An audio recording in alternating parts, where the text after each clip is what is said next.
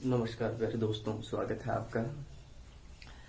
आज जो हमारा बिंदु है ये परीक्षा की दृष्टि से तो बेहद ही खास है तथा ये दैनिक जीवन में काम आने वाला बिंदु है। मेरे ख्याल से आप सभी को जिनका रुझान साइंस की तरफ है चाहे नहीं है, इन सभी को ये बिंदु ध्यान में रखना चाहिए। और मेरा वादा है आपसे कि यदि आप एक बार ध्यान से इसे देखोगे तो लगभग ताउम्र अपने पोते पोतियों को ये वाला बिंदु बता सकोगे। आज हमारा बिंदु है रक्त, जिसको हम ब्लड, खून, लहू इत्यादि नाम से जानते हैं। नाम कोई का रक्त तरल संयोजी भाग है, लाल रंग का होता है, आपको पता है। मनुष्य की बात कर रहा हूं। देखो, रक्त को यदि छाना जाए तो क्या होता है, दो हमको पदार्थ मिलेंगे होंगे रक्त के। एक का नाम होगा प्लाज्मा तथा दूसरे का नाम होगा, जिसके अंदर जो होगा तो रक्त ही, दूसरे भाग के अंदर आरबीसी जिसको red blood corpuscles, WBC white blood corpuscles तथा तीसरा प्लेटलेट्स, ये भाग प्राप्त होंगे। एक तो होगा प्लाज्मा, लाल रोधिर कणिका आरबीसी, डब्ल्यूबीसी और तीसरा प्लेटलेट्स। प्लेटलेट्स ध्यान दो, अगर खून को छाना जाए तो छन्ने के बाद जो भाग प्राप्त होगा उसको हम कहेंगे प्लाज्मा, और जो भाग मुख्यतः नहीं छनेगा इसको आरबीसी, डब्ल्यूबीसी और प्लेटलेट, ये तीन भाग होंगे जो नहीं छनेंगे। तो हम छानने के हिसाब से इसको दो भागों में बांट सकते हैं। अब ध्यान दो, प्लाज्मा क्या होता है। प्लाज्मा खून का वह भाग होता है जिसमें ठोस और द्रव मिश्रित रहते हैं। उस द्रव में से ठोस को बाहर नहीं निकाल सकते। ध्यान दो, आपने देखा होगा वैसे तो पदार्थ की तीन अवस्थाएं मुख्यतः पाई जाती हैं, जो हमारी बुकें भी जिनका वर्णन करती है। चौथी अवस्था होती है प्लाज्मा। चौथी अवस्था क्यों? क्योंकि ये ऐसी अवस्था है कि इस द्रव में से ठोस को बाहर नहीं निकाल सकती। तो ये था मुख्यतः रक्त के बारे में। प्लाज्मा ये हो गया। आरबीसी क्या काम करती है? आरबीसी मुख्यतः ब्लड के अंदर ऑक्सीजन और CO2 का आदान प्रदान करती है, परिवहन करती है। डब्ल्यूबीसी सैनिक कोशिका कहा जाता है इसको। प्लेटलेट साधारण भाषा में प्लेटें कहते हैं। आपने सुना होगा कि फलाने की प्लेटें कम हो गई, ज्यादा हो गई, जो भी, वो प्लेटलेट्स के बारे में। अब जो हम चीजें पढ़ रहे हैं ये बेहद ही काम की चीज है। आपको पता है या नहीं पता वो ध्यान देना। रक्त को मुख्यतः हमारी जो बुकें बोलती है कि चार भागों में बांटा गया। किसने बांटा, ये इंपॉर्टेंट है। वैज्ञानिक थे कार्ल लैंडस्टीनर, इन्होंने रक्त को बांटा चार भागों में। वैज्ञानिक का नाम कार्ल लैंडस्टीनर।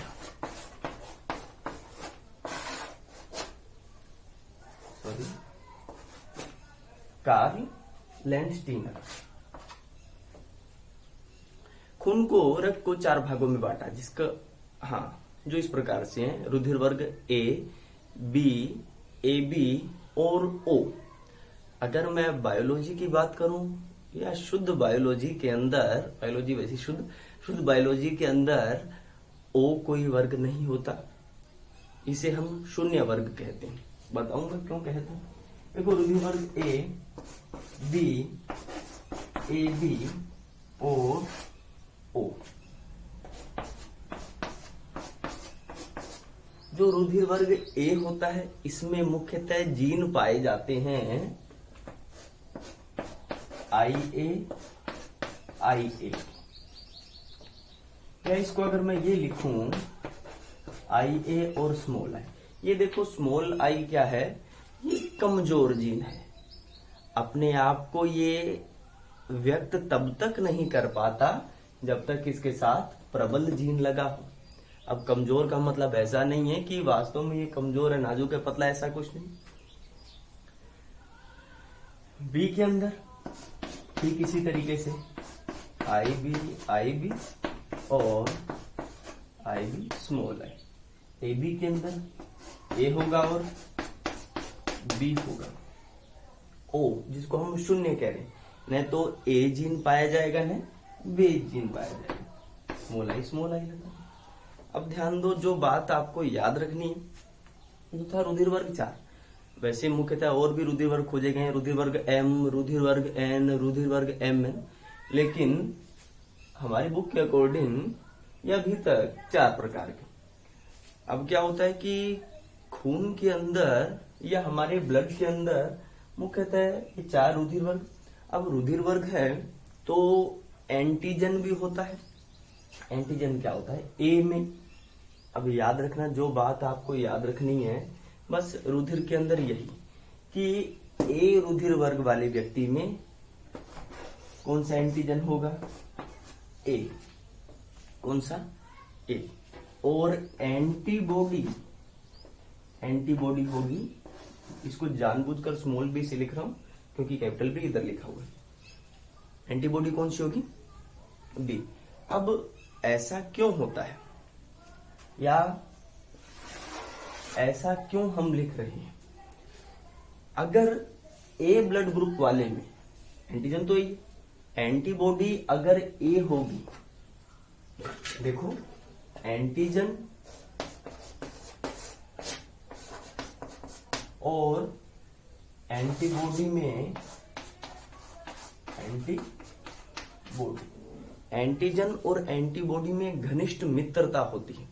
जैसे ही ये इस संपर्क में आएंगे तो अगर सेम हुआ तो एंटीजन ए, फिर एंटीबॉडी भी अगर ए है तो अगर सेम हुआ तो अगर पास में आएंगे तो ये क्लोट कर देंगे। क्लोट बोले तो खून जमा देंगे। इसीलिए प्रकृति ऐसा कभी नहीं होने देती कि ए रुधिर वर्ग वाले में ए प्रकार का ही एंटीबॉडी हो। ये ए से रिवर्स होगी। ए से रिवर्स बोले तो हम एंटी बी लिख देते हैं इसको। अब बी रुधिर वाले वर्ग में एंटीजन तो देखो बी है तो बी रहे, लेकिन एंटीबॉडी क्या बी रहेगी? ए होगी। ए बी के अंदर अब ये दोनों मुख्यतः परीक्षा में पूछे जाते हैं। अब देखो ए बी में ए बी एंटीजन है, बी भी है, तो क्या एंटीबॉडी होगी इसमें? अगर मान लो ए करूं तो ए तो इसके अंदर रुधिर वर्ग खून को जमा देगी, तो हम कहेंगे दोनों क्या होंगे? अनुपस्थित। उसके बाद शून्य, न तो देखो ए है न बी है, तो ये दोनों अगर हो जाएंगी तो क्या कोई दिक्कत होगी? ए बी या दोनों क्या होंगी? उपस्थित होंगी। ये थे आपके पास में 4 रुधिर वर्ग और मुख्यतः एंटीजन और एंटीबॉडी वाली बात आपको याद रखनी है। इसका दूसरा पार्ट, क्योंकि वीडियो काफी लंबी हो जाएगी अगर थोड़ा सा इसके बारे में और बताया तो, इसका दूसरा पार्ट नेक्स्ट वीडियो में मैं लाऊंगा।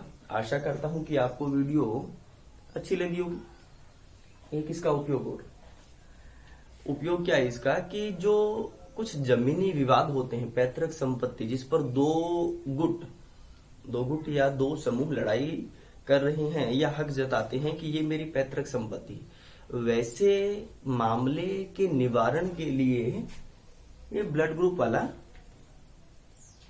हाँ, ये पार्ट ज्यादा जरूरी है। मुख्यतः इनसे निवारण किया जाता है क्योंकि जिसका वो पैतृक होगा उसके अकॉर्डिंग हम ब्लड रिलेशन निकाल सकते हैं। नेक्स्ट वीडियो में देखेंगे।